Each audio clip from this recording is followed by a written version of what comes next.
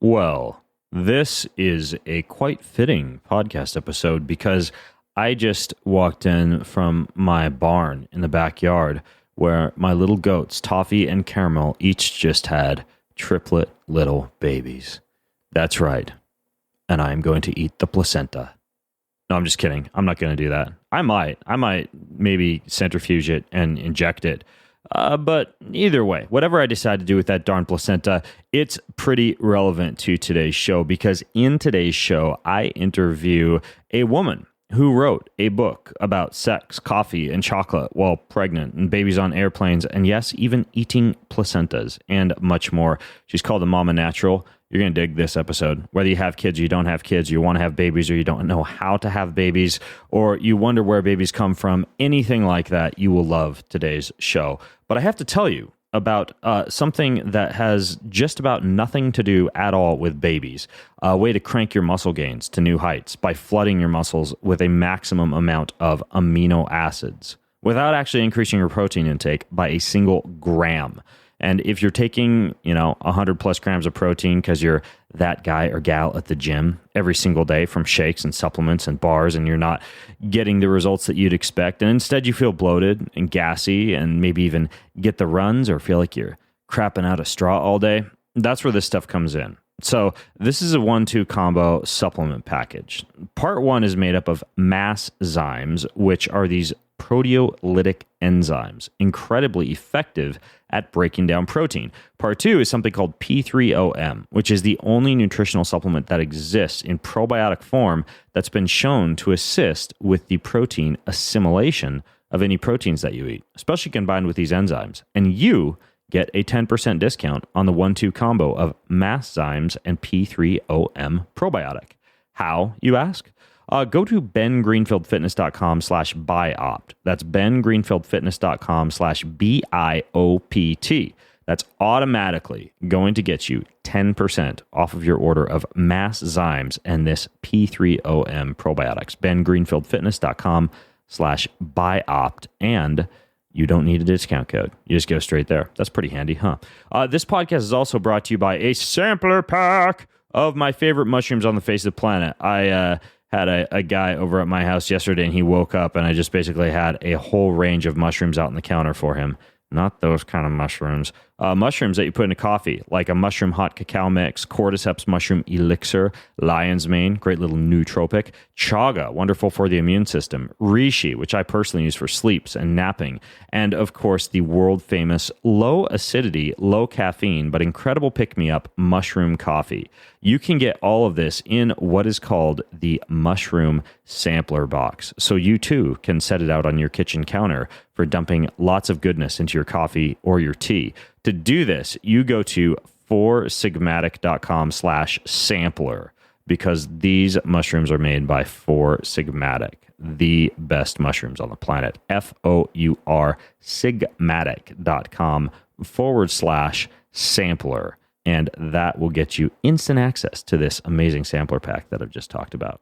All right, you've got your mushrooms and you've got everything you need to get swole. Now let's go make some babies, baby. In this episode of the Ben Greenfield Fitness Show, they swab mom and they place that fluid into the baby's mouth, or they will even put it on the mom's nipples for breastfeeding. And this helps to populate the baby's gut. It helps to inform their immune system. It helps with that establishment and the strengthening of their microbiome. There's conflicting evidence. There's lots of different voices out there, but there have been 2 studies that have linked high EMF exposure. One showed that the babies that were born had higher rates of asthma. There was another one that showed higher rates of miscarriage. Okay, and this again was women that were exposed to high levels of EMF. He's an expert in human performance and nutrition. Voted America's top personal trainer and one of the globe's most influential people in health and fitness. His show provides you with everything you need to optimize physical and mental performance. He is Ben Greenfield. Power, speed, mobility, balance. Whatever it is for you, that's the natural movement. Get out there. When you look at all the studies done, studies that have shown the greatest efficacy. All the information you need in one place, right here, right now, on the Ben Greenfield Fitness Podcast.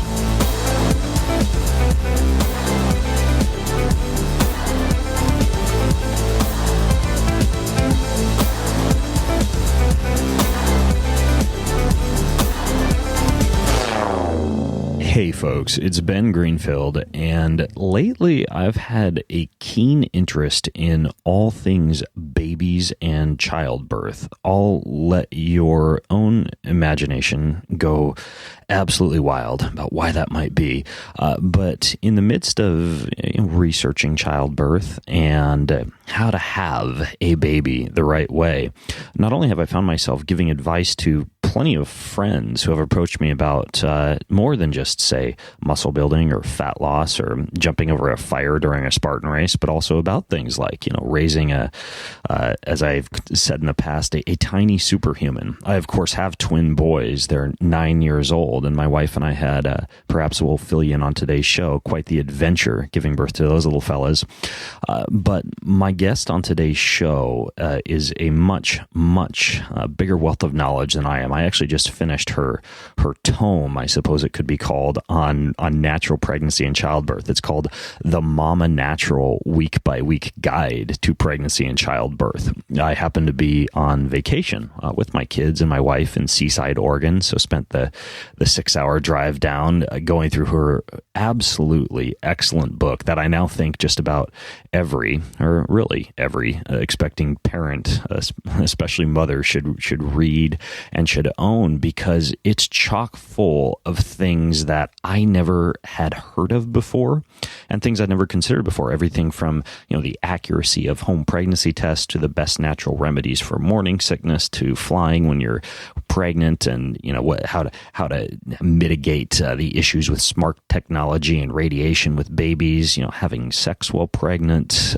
the best stretches and moves, even things like eating placentas and gentle cesarean sections, and all sorts of things I hadn't really considered before when it comes to babies and when it comes to childbirth. So the author of this book is a woman named Genevieve Howland, and Genevieve not only has tens of millions, literally over 60 million views on her YouTube channel, which is both hilarious and informational when it comes to natural pregnancy and parenting, but she herself was at one time a self-described cigarette smoking junk food junkie, a sugar addict, overweight, with her health in tatters, and she discovered the healing power of real food and natural living, and eventually gave birth to her 2 kids in a birth center with a midwife and a doula, and now she's all over the place. She's been featured on Dr. Oz, ABC News, the Daily Mail, and her husband Michael run a natural pregnancy blog and a YouTube channel. So I'm going to give you a link to her YouTube channel, to her book, and all her resources if you go to bengreenfieldfitness.com/mama natural. But long story short is that just about every pregnancy guidebook out there is conventional, it's fear-based, or it's written, no offense guys, by male physicians who are pretty deeply entrenched in the medical model of birth. And this book is far, far different. So I'm stoked about today's conversation. Welcome to the show, Genevieve. Thank you so much, Ben. I am so excited to be here. Yeah, and as we were talking about before the show, we're both kind of out of our element. So here's my scenario, and then you describe yours. I am in the Seaside, Oregon Public Library, where I had called early to rent a little private room that I could do recordings in, as is my MO occasionally when I travel. It turned out the room was full because they're tutoring delinquent children, whatever that means. And so I'm out here basically amongst the aisles of the bookshelves, trying to avoid any dirty looks from people who are trying to study. And I'm also with my portable microphone setup, which, much to my chagrin, is echoing extremely loud in my ears. So every time that you, the listener, are hearing me talk, I'm getting that echo back to me about 10 times over. However, I'm gonna remain lucid. I've got my Pellegrino sparkling water. I've got my stevia, and that's all I need to rock and roll, baby. And Genevieve, I know you're out of your element too. Where are you? Yes, we are actually up north. We're in Chicago, and I'm at my parents' house. I'm up in my dad's office, like hidden away. We were in like total lockdown downstairs because the kids are just about to come in. I like unplugged all the phones because I just don't want any interruptions. But yeah, I mean, my head is like 3 inches from the wireless router. It's hot as hell up here. I'm like, okay, let's do this. But I think it'll be okay. I think we'll be able to get through this. Same story. That's why I'm here. We're literally sharing a 3-bedroom house with 4 families. Each family has an average of about, I think 3.5, 4 kids. I've lost count, but it's a madhouse over there. Last night I slept on a futon, literally surrounded by children. So earplugs were a necessity, but it is fun, and that's what we're here to talk about, right? So there's so many things in your book that I had a hard time when I was driving down to Oregon yesterday, like figure out the main questions that I wanted to ask you. But before I even jump into my first question, and I'm going to try and kind of go chronologically through some of the more intriguing sections of pregnancy that you talk about in the book. Tell me about your own detox from being, like I mentioned, what you describe as a cigarette smoking junk food junkie to a mom, and not just a mom, but like a mom who gave birth in a very natural way.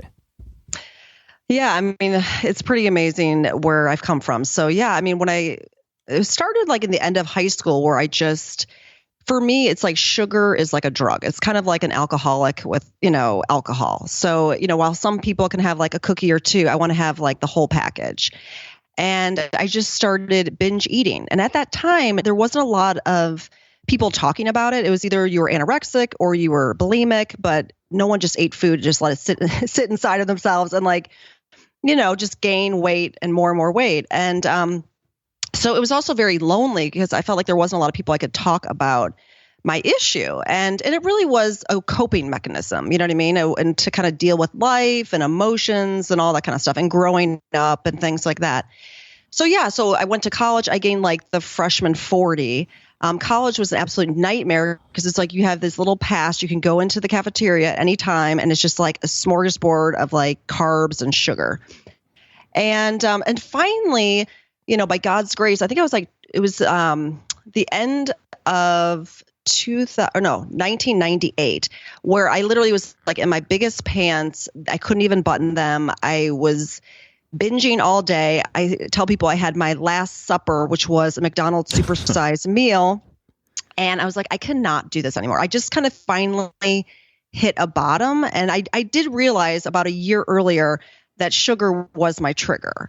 And I had little periods where I would give up sugar. And then like after a while, the cravings would go away. And but then eventually like something would happen. I would just like go back to that crutch. So anyway, it was a New Year's Eve, actually. 1998 in my largest pants, like at home, all my friends are going out and I'm just like, I cannot do this anymore. I'm like literally killing myself. And I was like 60 pounds overweight and home with like the dog. And so I was like, I will do anything not to eat like this anymore. So I just started like one day at a time, just, I cut out the sugar. I went to a nutritionist. I got a food plan and was like, what should I eat? And I started going to different support groups and I saw a little therapy and just got to more of the root of why I was eating. And the thing that's pretty incredible is like once you kind of make that decision and it's like a really deep soul decision, then, before I knew it, I had like a month of no sugar and then 3 months and then 6 months and then a year and then 5 years. And it just becomes a lifestyle. Just how like overeating and the sugar and all that was a lifestyle, this new way became my lifestyle. And so still to this day, I mean, it's been 18 years. I still have not consumed like white sugar. Through the years, I've been able to add back in like raw honey or little maple syrup, but I still don't even do those too much. But as long as I stay away from sugar, then it's totally fine. And then it was a whole journey of like learning about real food and good nutrition and balance and how to, just eat well. But it really started with just giving up the sugar. And then the weight just flew off. How old are your kids now? My son is 6.5. My daughter's 3.5. Okay, cool. So you were able to defy the notorious Coca-Cola and sugar cravings even through pregnancy? Yes. Yeah. I mean, the thing is, once you get balanced and once you, it had been so many years that I had not consumed sugar that by the time I got pregnant, I mean, literally it had been over like 10 years by the time I got pregnant that I had been free of, the junk. And I also gave up other things like caffeine and nicotine, dabble with smoking and stuff, and like would use it as a crutch. I would used to use it to try to like diet, and like lose weight. So I gave up the nicotine, I gave up the caffeine, the NutraSweet, like all the junk. And once like you clean yourself out, then I don't know, you just don't have the same type of cravings. And so, yeah, my pregnancies, I craved healthy foods, and we'll talk more about cravings and stuff later. But yeah, it's pretty miraculous. So each day I'm like just so grateful not to be in that place and now, be free. What about, and here we go, we're going to delve into the science right now. What about chocolate? Because I've seen some evidence that chocolate can actually do things like improve placental function or decrease the risk of preeclampsia and that type of thing. Like, what is your thought on chocolate while pregnant? And beware, you could create a lot of enemies based on your answer here. I know. So chocolate is an amazing food in the sense of like the antioxidants, and it's got good fats and it's delicious. And there's actually was a small study done that showed that women who were pregnant who consumed chocolate had happier babies and just felt happier about motherhood and just were less stressed. And so researchers don't really know if it's just like because chocolate, it does have endorphins and it feels so great and it's so delicious. So they don't know whether it was really their perspective of their child or whether their child truly was a happier, less colicky baby. But either way, there has been some science to back up the benefits of chocolate when you're pregnant. And, most chocolate is pretty, low in caffeine, but you do want to be aware of that, so you don't want to be like pounding down, I don't know, just like 100% cacao, chocolate bars all day long, but definitely to enjoy an ounce or two of chocolate when you're pregnant. Yeah, and I had an interview with this guy who was a proponent of coffee, a big proponent of coffee. He's the brother of I'm blanking on his name now. He went into how philosopher Voltaire would drink like 63 cups of coffee per day. Oh my gosh. Now I'll hunt down his name and put a link to this in the show notes. He's the brother of a very famous guy. It's not the I don't know why the Dalai Lama is jumping to mind. Not the Dalai Lama. Another guy who's quite well known in the natural medicine industry, and I'll hunt down his name for you here in just a moment. But anyways, when we were talking, he said that you could get away, when pregnant with coffee as long as you were drinking about under 200. Oh, Deepak Chopra's brother. That's right, Deepak Chopra, not to be confused with the Dalai Lama. Anyways, though, so he claimed that women actually could consume coffee while pregnant as long as they kept it under 200 milligrams. What is the latest on coffee, caffeine, and pregnancy when it comes to that?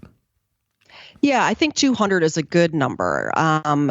Some studies showed 300, some showed maybe even 150, but I think basically the general consensus is 200 is a very, it's still conservative, but it's a safe limit for moms. So many women consume coffee while they're pregnant. Many women are fine.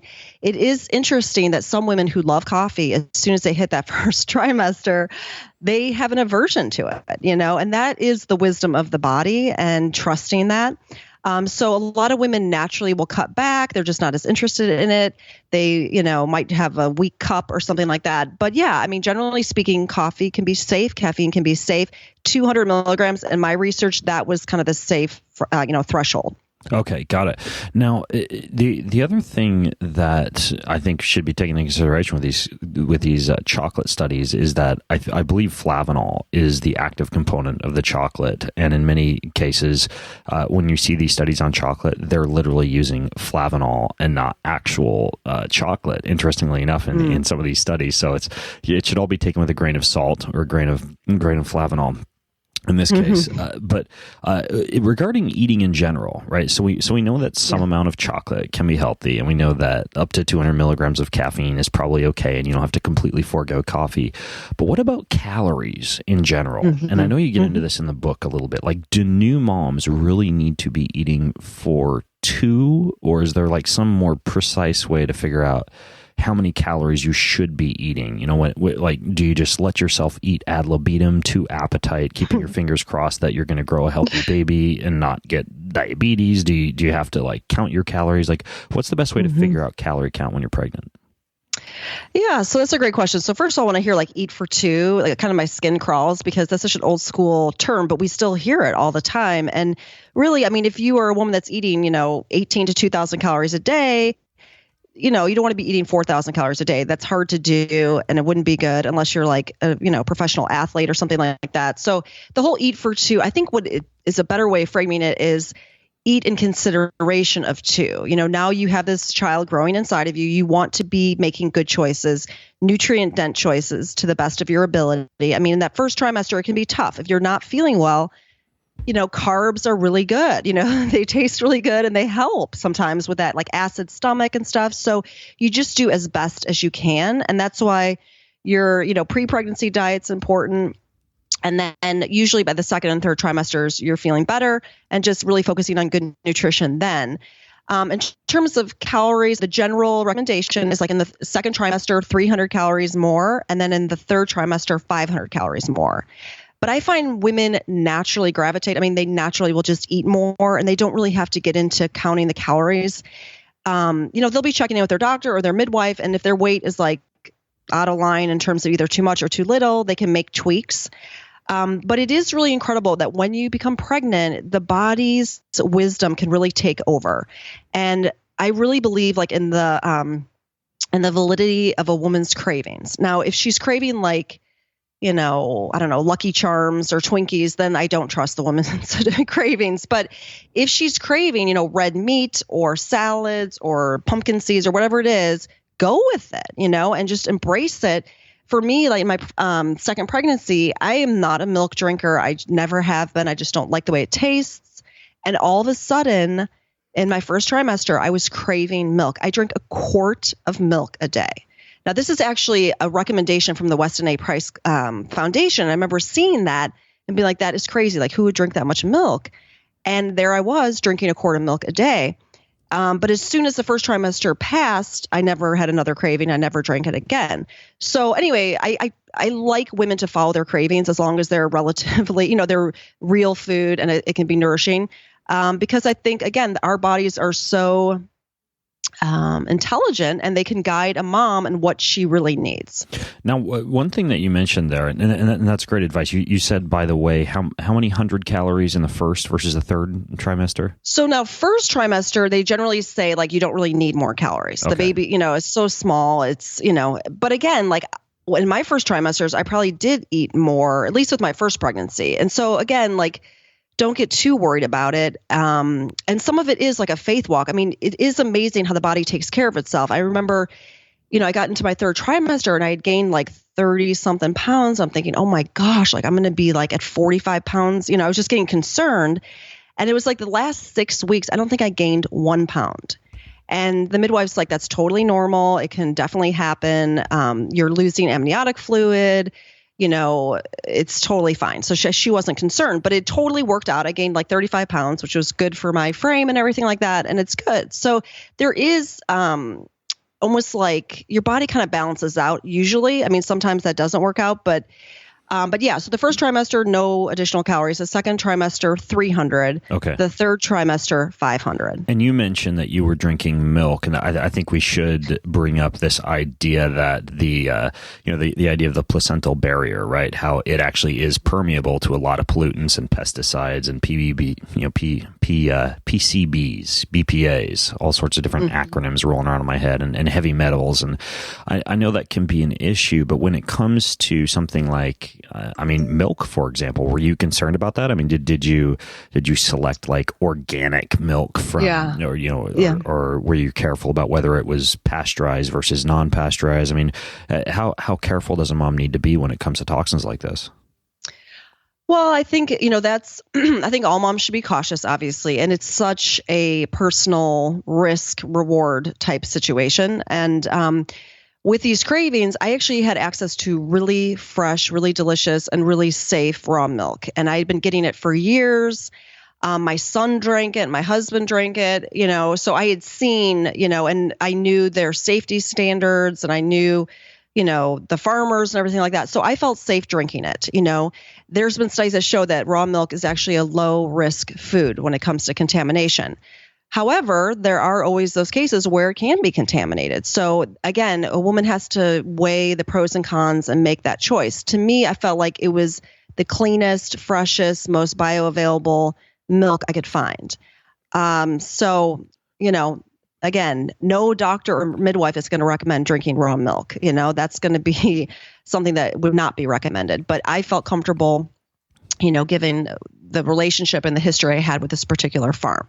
Now, you have a whole section in your book about toxins and about how when you find out you're pregnant, one of the first things that you should do is like a home detox and also a body detox with personal care products and, what you're smearing on your skin, et cetera, to ensure your body isn't a toxic place for the baby or the home isn't a toxic place for the baby.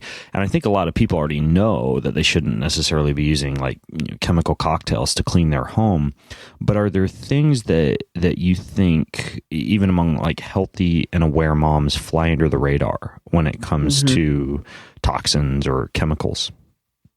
I think that's a great question. I guess what I would say is thinking about, okay, you're going to try to have a baby. So a couple months before, really start thinking about that and really start, even 6 months before. Get really intentional about your diet, get really intentional about your sleep. Insomnia can hit women when they're pregnant because there's so many hormone changes and there's so much crazy change within your body. So if your sleep is totally dialed in and you're, getting awesome rest and you have such a good foundation, then when you get pregnant, you can kind of ride the waves of things easier, and the same thing about caffeine and, alcohol consumption, stuff like that. Some women love having a glass or two every night before they, after dinner or whatever, or they love a couple shots of espresso or whatever. So the last thing you need is in the first trimester to be withdrawing, and have caffeine headaches or whatever. So if you can start dialing things back and just getting in a lifestyle that's pregnancy friendly before you get pregnant, it's just going to make that transition really smoother and easier. And then the final thing I said, and this to me is so huge, that we, women are given this gift of the menstrual cycle. And in a lot of ways, it informs us about our balance and about our health and our vitality and our fertility. So if a woman, ideally, we should be able to sail through each month. There's a rhythm to it. You will notice some mood changes or some different things, but generally speaking, it should be pretty seamless and, not a big deal. So if you're someone that gets really bad cramps or migraines or nausea with your period or with ovulation, or if you have really heavy periods or, really erratic periods, 20 days, 25 days, 30 days, and all over the place, that's a clue. This is an opportunity to get more in balance so that when you get pregnant, you just might not have as many complications. You might not have as much morning sickness. All those things could just be easier. Okay, but what about the actual toxins themselves? Are there toxins that, when it comes to things that are particularly, you think, damaging for the baby, or things that are particularly notorious for crossing the placental barrier, or things that women should be even more careful with than they would be if they weren't pregnant when it comes to avoiding? Are there things that you think are big red flags that more people should know about? Well, I would say, mercury definitely is something you want to be really concerned, just very much aware of, because that is a very true risk for your baby. So seafood consumption is still recommended, but just picking the right types of fishes, not eating, ahi tuna and sushi and things like that, or, high mercury fish. So I definitely think mercury is something that you definitely want to be aware of. I also would say just, all of the, for example, there was a small study that showed that women that were hairdressers had higher rates of miscarriages and different complications with their pregnancies. So exposure to hairsprays, any of those chemical, really intensive beauty products, things like that, you want to steer clear of. So teeth whitening, eyebrow extenders, conventional deodorant that goes into your lymph system. So I just think those things obviously are important to steer clear of.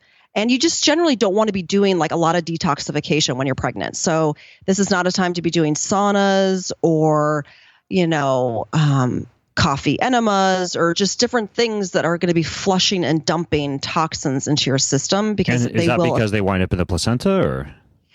Well, I mean, there's some debate about what actually crosses the barrier and stuff like that, but you just, when your body gets into a detoxification mode, it wants to cleanse, it wants to purge, and that could include your baby. So you don't want to be in a detoxification mode. You can do gentle things, like exercise or rebounding or some skin brushing, things like that.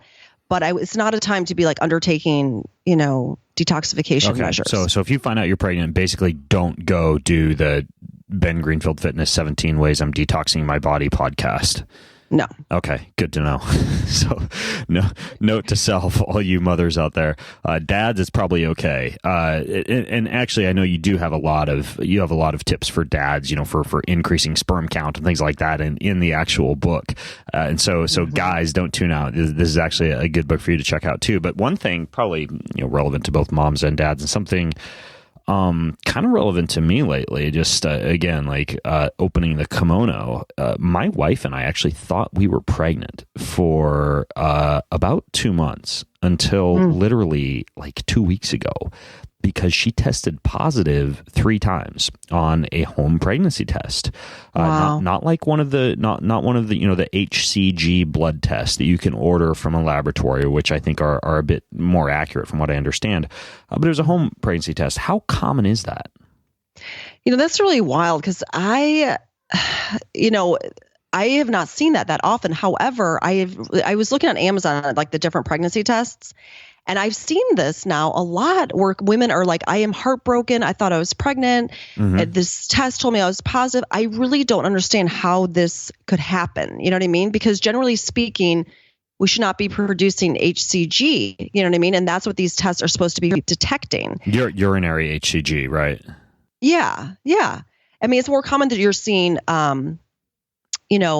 people are getting negatives and they end up being pregnant. You know what I mean? That's a lot more common. So I'm not as familiar with what would trigger these positive tests when you weren't pregnant. I mean, did your wife like check it out and like see what was causing that, or?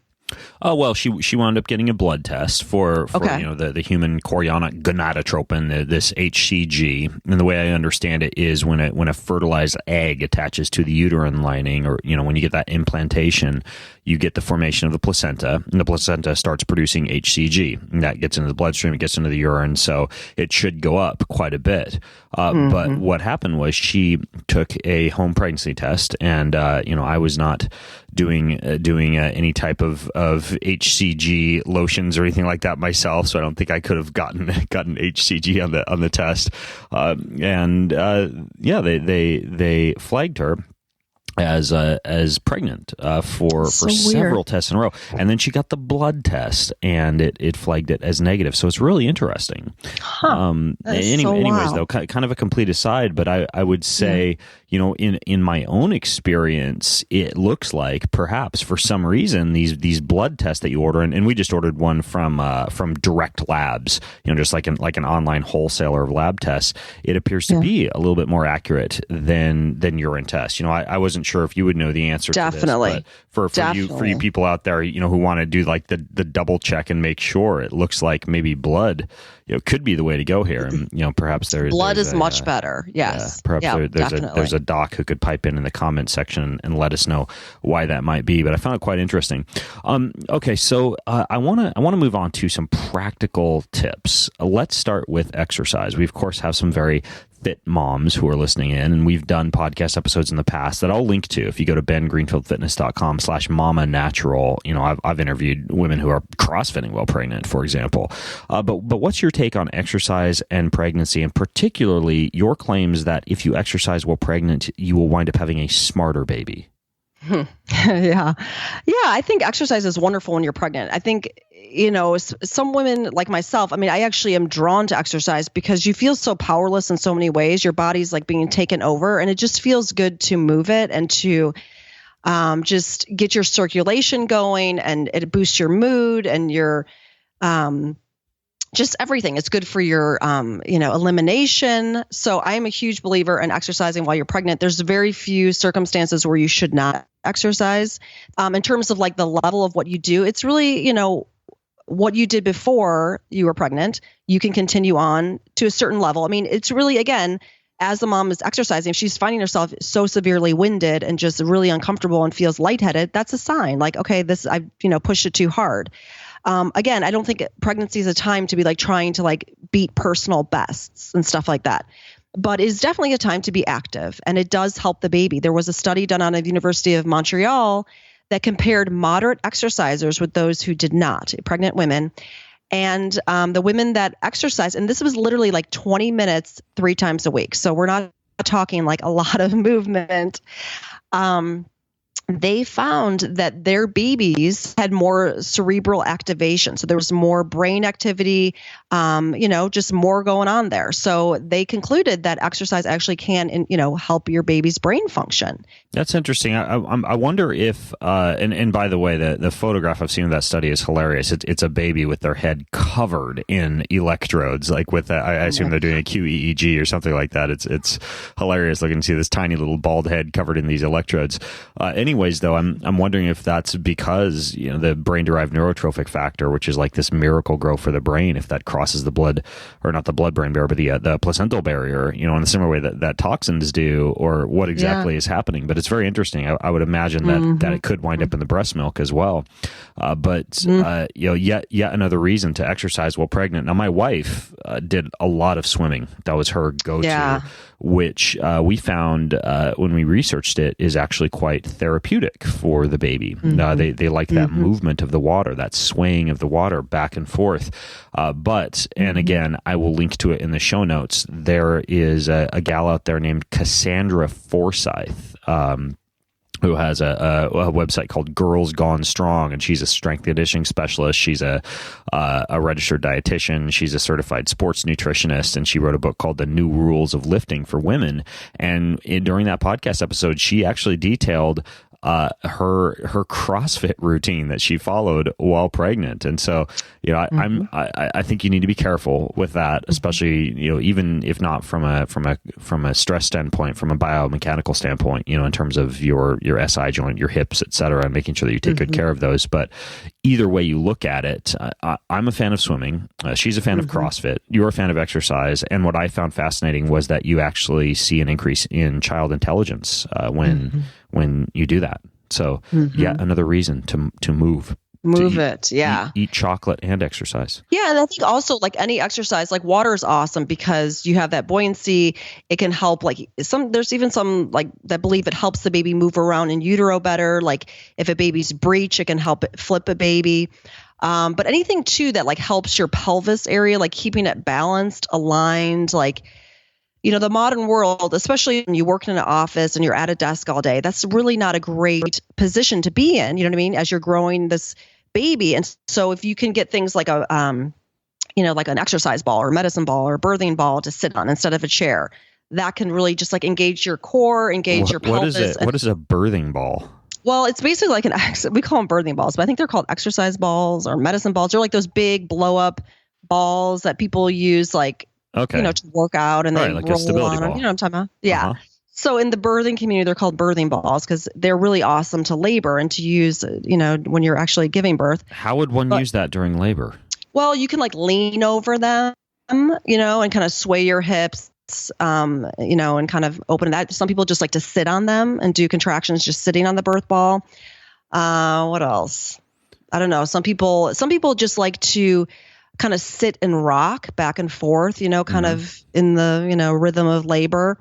But a lot of women like to use them when they're pregnant, just because, again, it kind of activates that part of their bodies in a better way than like a chair would.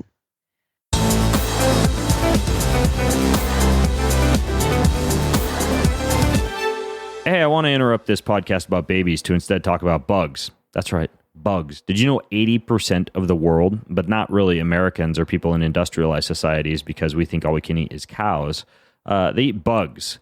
And bugs are some of the most environmentally sustainable protein sources in the world. They require a fraction of the land and the water and the feed as cattle do, pound for pound. They're the protein of the future, and if you mix them correctly, they taste really good.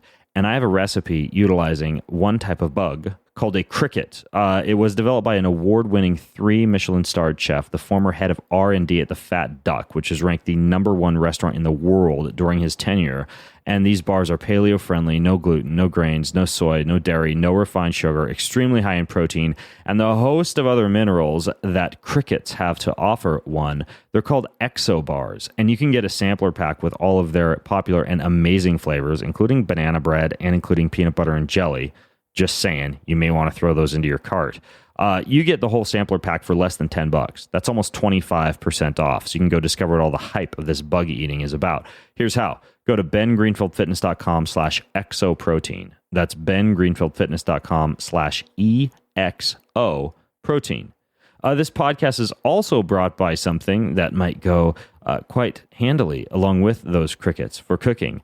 The MCT oil that has been magically emulsified by our good friends over at Onnit. And they actually have a brand new version of this complete non-dairy creamer that you can put in coffee and that you can put about anywhere else. I've put it on salads. I've put it on meats. They've got emulsified MCT oil, which means you don't have to mix it or stir it or blend it like you do other MCT oils. It doesn't make the nasty bubbles or the foamy fat at the top. It just emulsifies, magically becomes part of whatever you're eating, giving you all the benefits of all the ketones and the healthy fats that produces without any of the mess. Their new flavor is called Cinnamon Swirl. If you try any of their flavors, try Cinnamon Swirl or Pumpkin Spice. Those are my top flavors. And you get a 10% off of these or any of the fine supplements that Onnit sells. Just go to bengreenfieldfitness.com/Onnit. That's bengreenfieldfitness.com/ONNIT. That'll automatically save you 10%. And now back to today's show.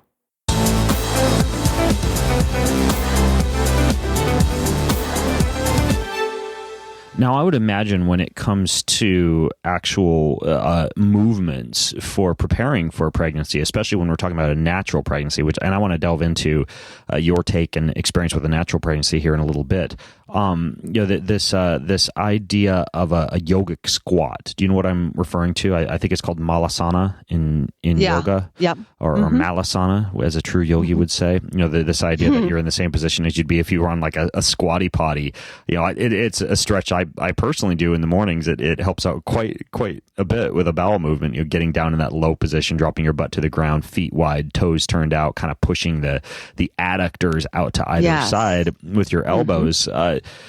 For childbirth, I know that's a good stretch or move, but are there other good stretches or good moves specifically to allow one to be able to withstand the rigors of a natural childbirth if they decide they're not just going to, pardon the expression, get the baby cut out or lay back on a table and just push with an epidural?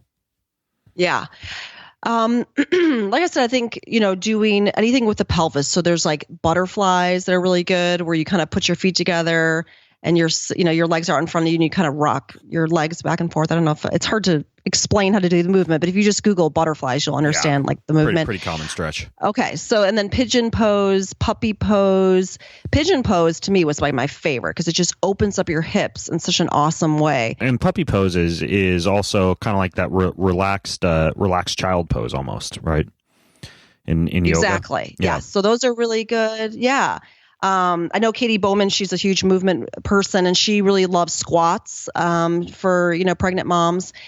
And so those are really good. So I think all those help. I found also, this is going to sound really weird, but red raspberry leaf tea is an herbal tea, but it's also a uterine tonic. And I found for me, in the first pregnancy, I didn't really drink it. The second pregnancy, I was religious about drinking it. And I saw such a huge, my contractions, my uterus was like amazing.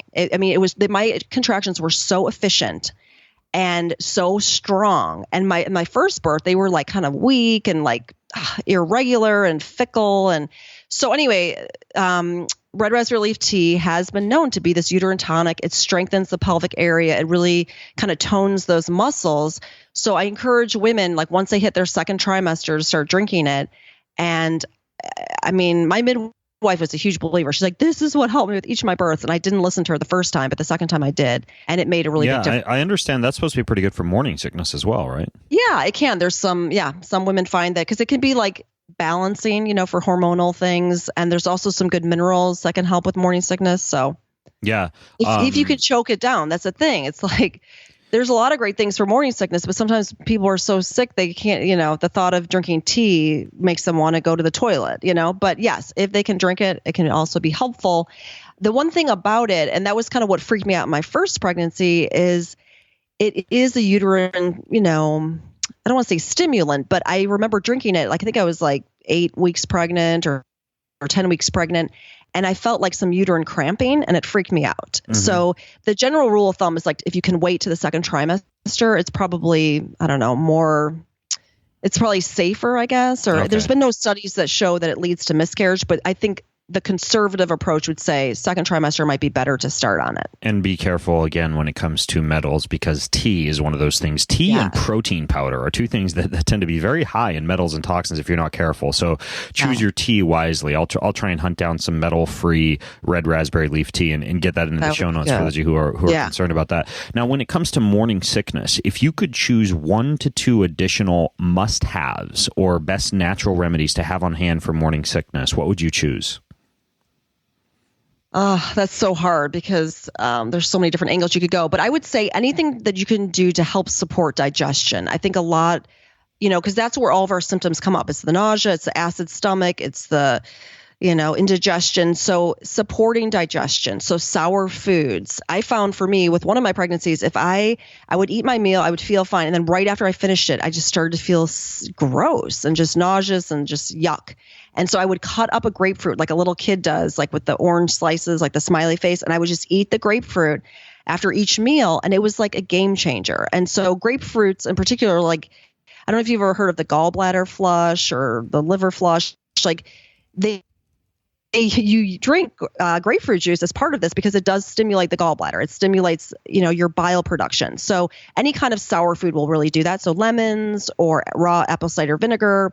There's even a Urban Moonshine created a bitter that is safe for women. So it's like, form of herbal, concoction. Yes, that's perfect. That's actually an excellent digestif. It's great, by the way, in alcoholic drinks too. Sorry, pregnant ladies. You gotta be careful with that. But I've interviewed the folks from Urban Moonshine on my show before. I spoke in Vermont and I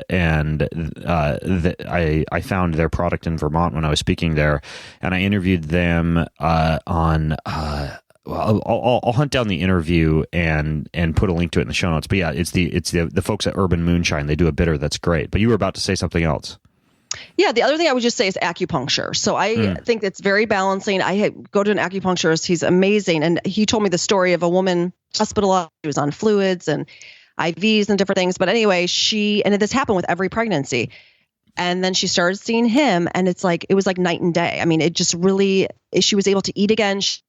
She wasn't sick. So there is something to acupuncture, the balancing. They've shown it in studies. It can help reduce nausea. The thing about it, though, you have to go pretty regularly. So if you're like in an acute situation, like a couple times a week would be great. And then as you get a little bit, stabilized, once a week, and then eventually you could stop.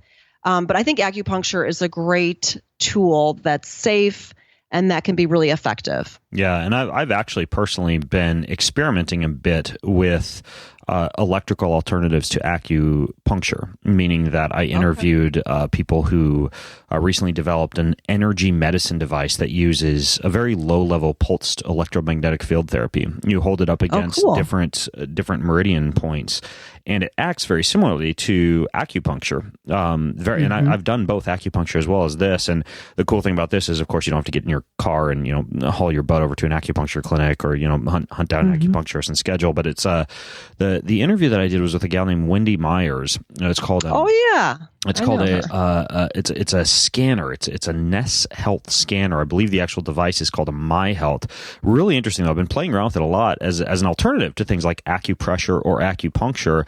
I don't know anyone who has used it while pregnant, but for those of you who want to listen to my it's called a Ness Health interview with Dr. Wendy Myers, we talk a little bit about energy medicine and how you can target some of those same meridian points, including some of the nausea ones, with basic pulsed electromagnetic field therapy. Granted, it's an expensive device. I think it's like a $2,000 device. But I mean, if you get a lot of acupuncture, I suppose it could add up. Do you feel like it's helping you and like you notice a difference? I do. I've used it for digestion and at this point also foot pain that I've gotten from racing, and I'm currently experimenting with it for low back pain. I just flew back from Bulgaria, and right after I got off the plane, I raced a Spartan race, and I think my sacroiliac joint was locked up after sitting for 22 hours, while traveling, so I've been using it on the back with some success as well. So that's technology though, and you talk about smart technology in the book, and that I don't think that's something many pregnant women think about. But when it comes to smart technology, phones, computers, Bluetooth, I mean, what's the evidence out there? What are the best practices when it comes to pregnancy and smart tech?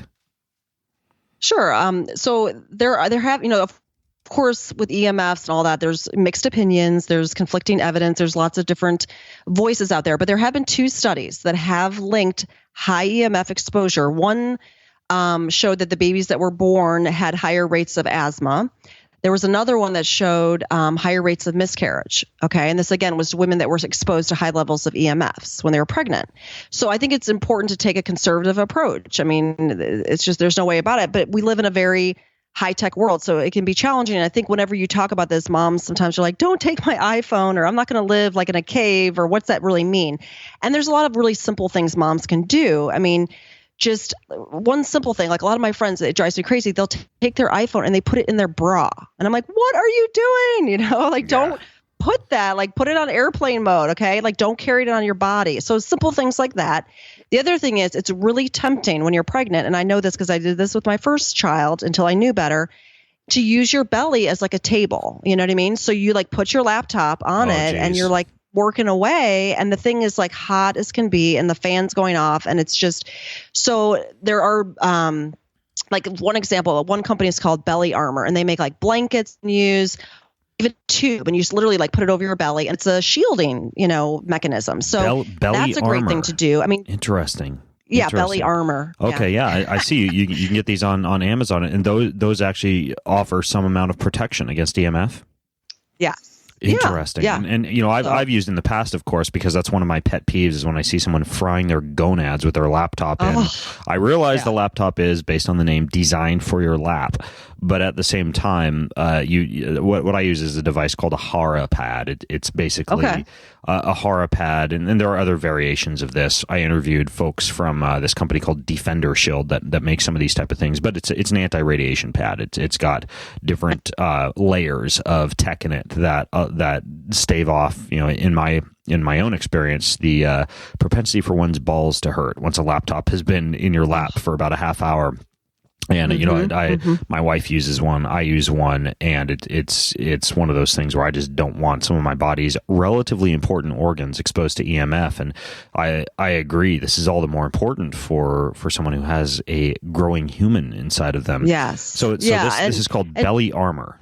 Yeah, Belly Armor is just one company. There's other companies that create things, but I like their stuff. It's I think they make good quality shielding materials. The other thing to think about, and I don't know if a lot of moms think about this, but ultrasounds and Doppler, I mean, these are forms of radiation too. So, and nowadays, if you go to probably just a traditional OBGYN, I mean, you might be getting 4 ultrasounds, throughout your pregnancy, one in the first trimester, one in the second and third, and maybe even another one at the end of the third. So, they have shown in studies ultrasounds do not improve birth outcomes. Okay. So there really isn't a lot of evidence for having ultrasounds in some way, which sounds kind of crazy, but it's true. But having said that, sometimes they are medically necessary, and sometimes women like to peek at their baby. They want to, that experience, and that's completely understandable.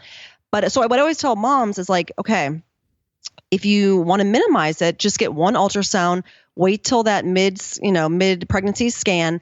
And I remember my midwife told me that if you, because some women were going in at 18 or 20 weeks and everything they could see was fine and great, but there was one thing that wasn't fully developed. Mm-hmm. So they have to go back in and get another one to see that one thing again. So my recommendation is always go at 22 weeks. Most midwives or doctors will be fine with it. And you're pretty much guaranteed that all of the body parts that, the doctor needs to see will be fully in bloom, and you only have to get it done once. So that's a little tip. The other thing you can do with the Doppler is sometimes you'll go in and they'll try to like hear a heartbeat at like 8 weeks or 10 weeks. And it's frankly a hit or miss situation. It's very tricky that early to hear a heartbeat. And it's just like wasted, radiation exposure. So wait until like 12, 14 weeks, hear the baby's heartbeat. Because it's really, there is something magical about hearing it, and it makes you feel like you're not crazy and like, okay, I actually am pregnant. But then just stop. And like, you don't have to do it again until like 20, 22 weeks. And then you can ask your doctor or your midwife to use a fetoscope. And this uses no no technology, no electronics. It's basically it's called a fetoscope. Yeah, a fetoscope. So it's basically like a stethoscope, but it's designed for, the womb. And, they can hear the heartbeat that way. Okay, got it. What about airplanes and flying? Well, that's interesting. There actually was a new study done. It was published in 2015. It's actually on the CDC website, but it showed that flight attendants did have double the risk of miscarriage, okay, in this particular study when compared to those, that didn't have like a they were considering being a flight attendant a physically demanding job, okay? So when they compared it to other people that don't have demanding jobs, they had double the risk, okay? So some of that could be, they might be at midnight flights. Their circadian rhythm could be all over the place. They've got to be on their feet all day. It is, a more challenging job than a desk job. Right. But it also is that cosmic radiation exposure. So you want to, if you can, and the thing is, like, no shielding device is going to offset that. Like, that's just something that, it's just the nature of the beast when you fly. So even like the FAA, they recommend to not exceed 12 cross-continent round-trip flights or 7 long transcontinental flights during your pregnancy. So that was kind of their recommendation. And if you can do a lot less, that would be better, there's even an interesting article, and I'll link to it. If you go to the show notes at bengreenfieldfitness.com/mama natural, there's an article that you can read for free online. It's really interesting. It's called A Darker Side of Hypermobility. And it goes into not just for babies, but also for grown humans like me, the issues with being able to hop on a plane at any point and jet across the globe, not just from a circadian rhythm standpoint, but from a community standpoint, from a social standpoint, from a long-term health standpoint, from a gut microbiome standpoint. So there's so many variables there that could contribute to something like a miscarriage. I agree. I don't think you could say that it would be for sure something like solar radiation. But when we gave birth to our boys, Jessa and I had this bright idea that we wanted them to be little world travelers, and we took them to Thailand and Chile and Peru and Mexico and all over the globe until we realized that not only was it not that healthy for their little circadian rhythms, but they didn't really give a crap if they were in the backyard in Washington State or in Chile. Like they couldn't appreciate it. It was expensive, and I grew more and more nervous about the health effects. And even for myself, I'm really considering beginning next year to dial back to just traveling, for example, 4 times a year to events that are only like hell yes events, just because I do think that there is this dark side to hypermobility, as inconvenient as that may seem. So. Yeah, it's an important consideration. I'm glad you address it in the book.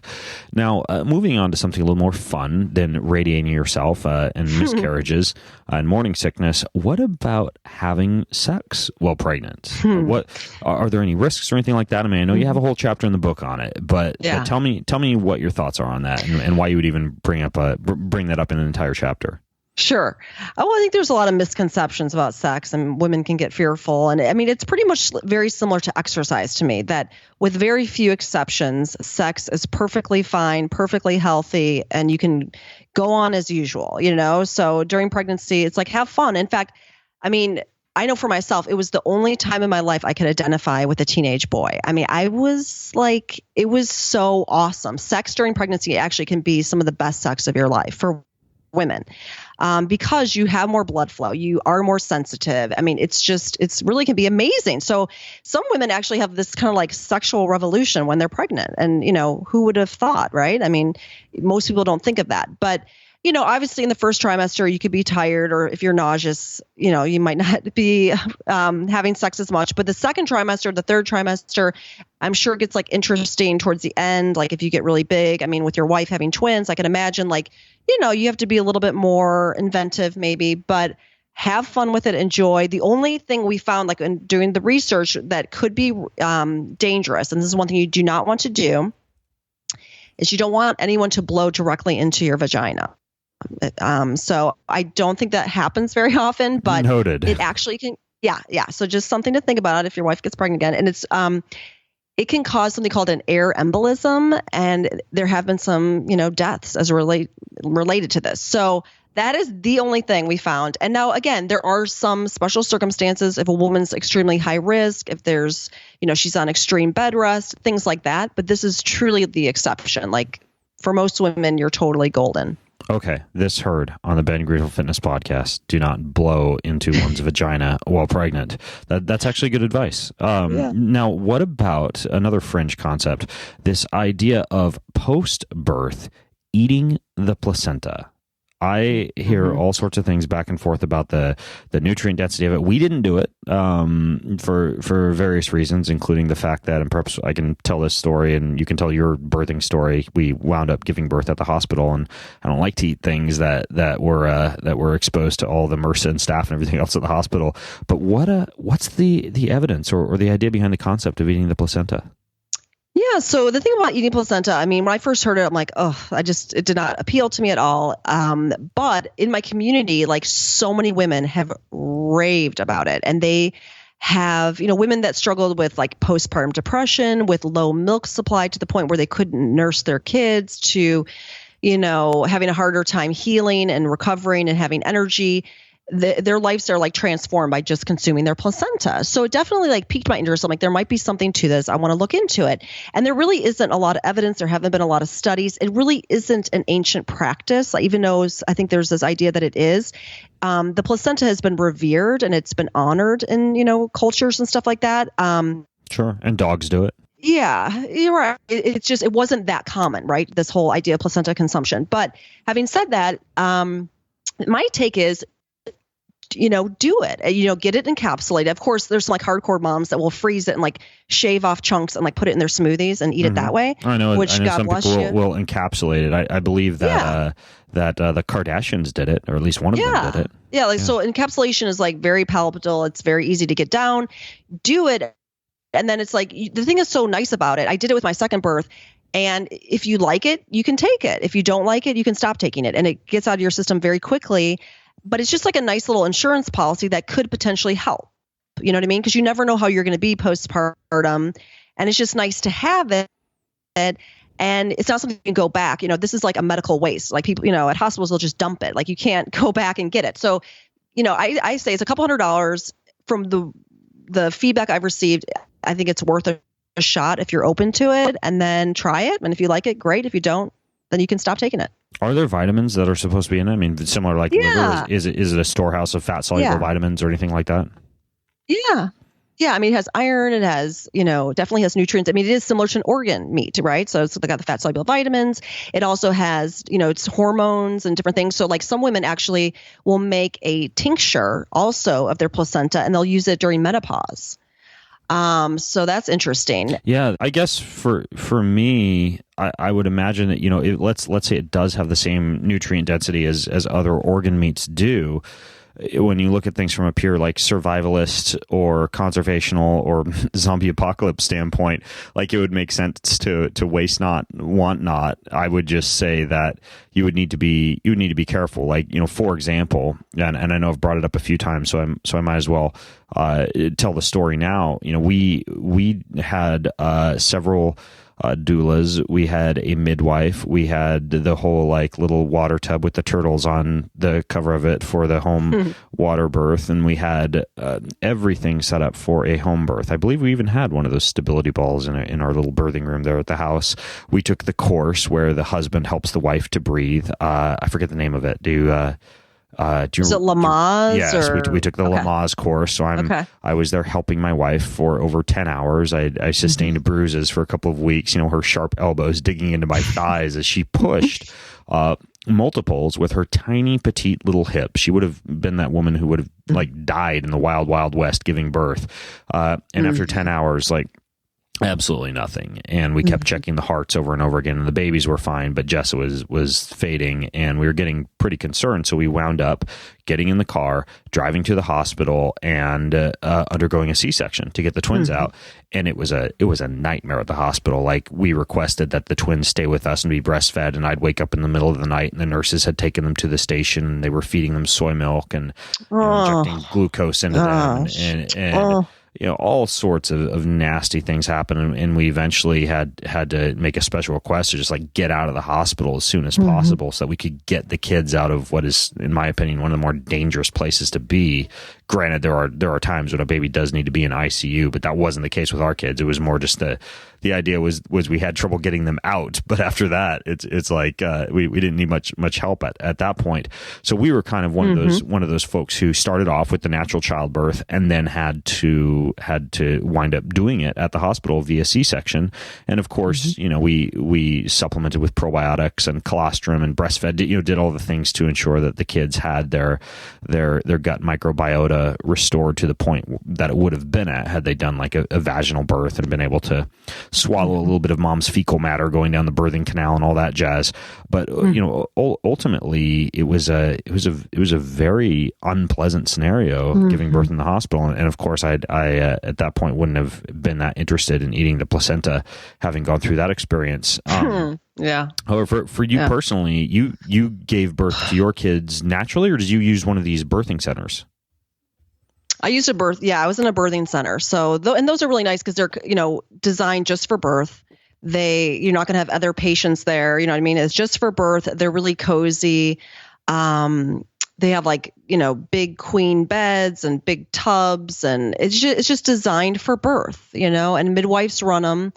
And I'm really sorry that you guys had such a bad experience. And that's what I hear from a lot of moms. And that's like my passion is just that, when you walk into a hospital, you have to kind of be prepared because they will just come and like bombard you with all these interventions and this and that. And, certain hospitals are great, but other hospitals are not so great. And it's a lot of added stress for parents because they have enough on their plate with just like dealing with their wife and then, the wife themselves, like going through this really intense process. The last thing they're thinking about is like fending off people or trying to like negotiate or, So that's why I like birth centers because it's designed just for birth. It's for, low risk births. It has all of the accoutrements of home. And the thing is too, birth is incredibly primal. It's very hormonally based. And if you get into a situation where you're afraid, where it's too shocking, it's this, it's that, your adrenaline's going to start going and literally your birth will stop, like your labor will stop, because, and it's, it's a design of survival because you're not going to give birth if like a predator is chasing you or something. So you get into the hospital and it's the fluorescent lights and the beepies and this, and the nurses are coming and this, and it's so crazy and it's bright and it's not indicative for natural birth, right? It should be dark and quiet and safe and cozy and soft. And that's to me what birth centers recreate. And so now you have a whole section in your book about how to hunt down a natural birthing center and a lot more information about natural birthing centers. But let's say someone does need to have a C-section.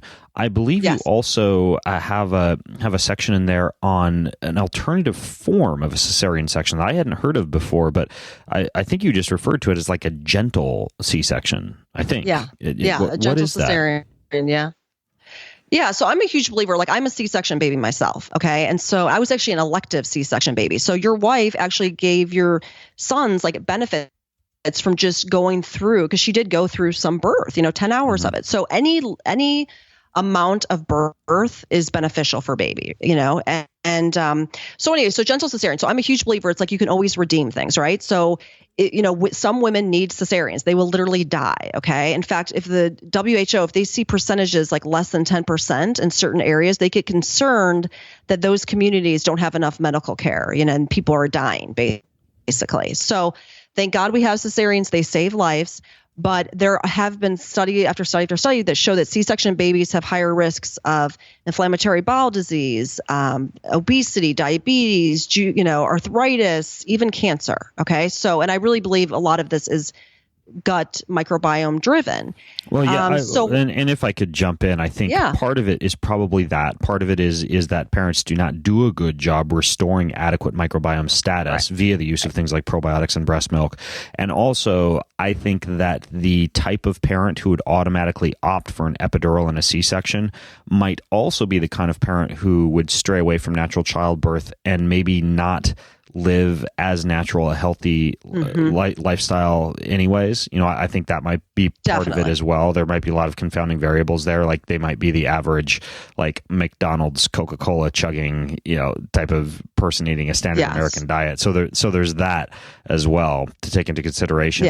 But yeah, it is a valid point. Like C-sections are not the healthiest thing for a baby. Right. And like what a blessing that your sons have you guys as parents. Like you reestablished and you know what I mean? And you help them and that's the whole thing. That's what the gentle cesarean's about. It really puts the focus on the family and the birthing mom versus making it like this medical procedure. And so even the way they place like the is in a way that the mom is not blocked in seeing the birth and also holding her baby after birth. They have see-through drapes because they do like to create like a sterile, like surgical field. So they have these drapes up, but they're see-through. So again, the mom can see. In fact, 2 nurses, I think they're out of Ohio, they created a drape that's see-through and it even has a little flap where the doctor passed away after, he or she's born.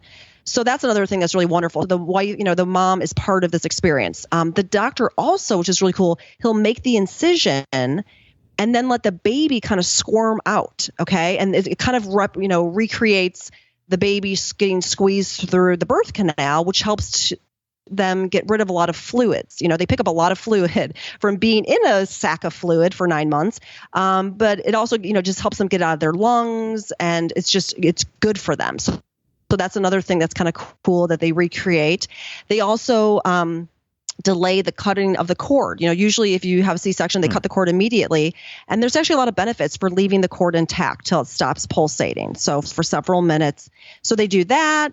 They do immediate skin-to-skin contact, which is that alone is a great way to help your baby's microbiome because they pick up a lot just from your skin.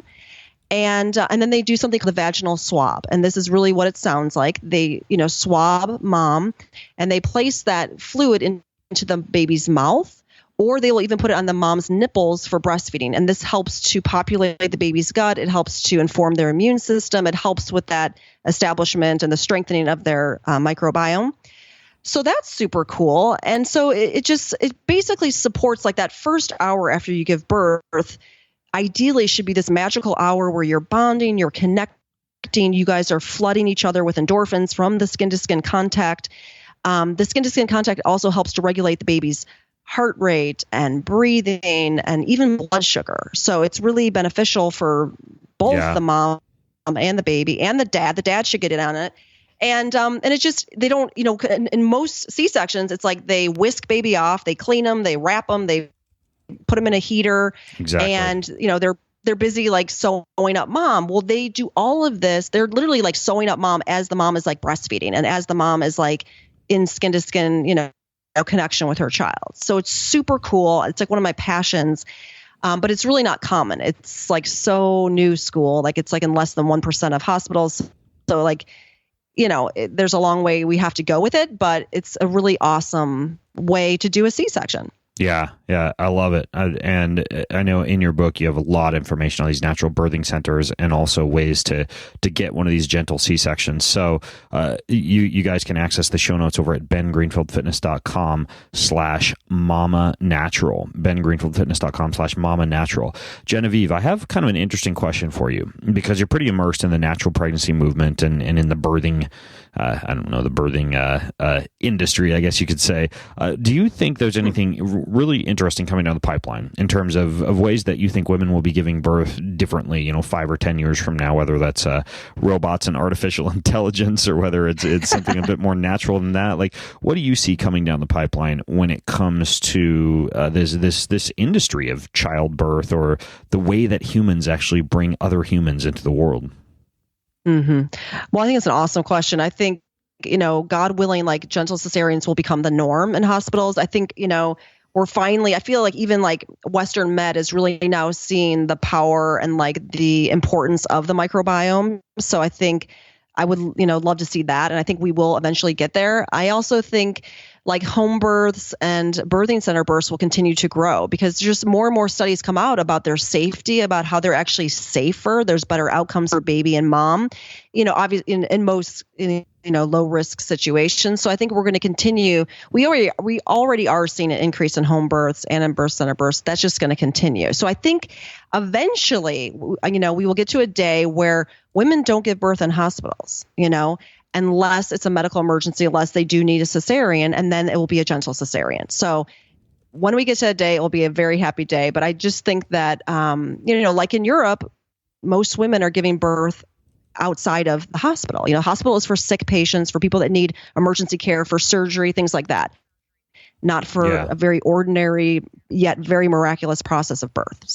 So you don't think that women will be using Oculus Rift to go through their childbirth and replicate that and practice everything before they actually go in and give birth? Well, maybe. I mean, that would be pretty cool. I just made that up on the spot, but it actually would be. I mean, I kind of did that. Like, that's why, one of my things for pain relief is like really practicing when you're pregnant, breathing, meditation, visualization. I mean, then you can kind of like simulate birth, you know what I mean? Even before you give birth and really imagine it and get all your senses involved. But this is not going to be, this is like through your own imagination and through breath and through visualization, right?